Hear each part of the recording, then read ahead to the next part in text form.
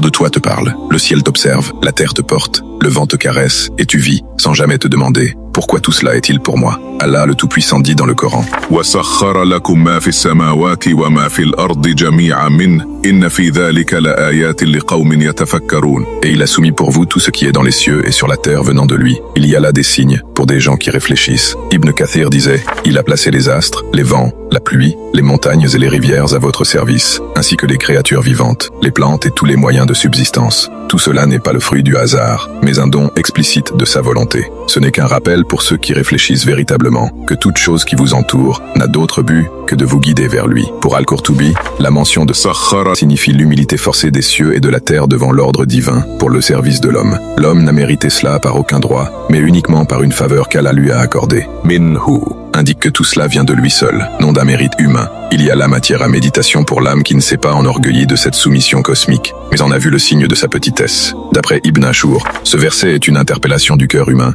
Tout ce que tu vois, que tu touches, que tu utilises, vient de lui. La répétition مَا فِي السَّمَاوَاتِ وَمَا فِي الْأَرْضِ englobe le visible et l'invisible. Minhu est ici une assistance grammaticale pour souligner que l'origine de tout est la générosité divine. Ce n'est pas une soumission neutre, mais un appel silencieux à la reconnaissance, réservé à ceux qui méditent en profondeur. Ils regardent le ciel et voient un toit offert. Ils foulent la terre et ne réalisent pas qu'elle les porte par amour. Tout a été mis à leur service, mais ils l'ont utilisé pour fuir celui qui leur a tout donné. Chaque fruit, chaque souffle, chaque rayon du soleil était un rappel discret. Tout cela n'est pas à toi, mais pour toi. Et pourtant, combien sont morts sans jamais lever les yeux, sans jamais penser, sans jamais pleurer devant ce don infini. Ce verset révèle une vérité glaçante. Ce monde que tu crois posséder t'a été prêté. Chaque chose que tu utilises témoigne pour ou contre toi. Et celui qui ne réfléchit pas est ingrat sans même s'en rendre compte. Ce verset n'est pas une simple description cosmique, c'est une preuve d'amour que l'homme a souvent méprisée. Ceux qui réfléchissent voient en chaque chose un signe, et en chaque signe, une trace de celui qui ne cesse de donner,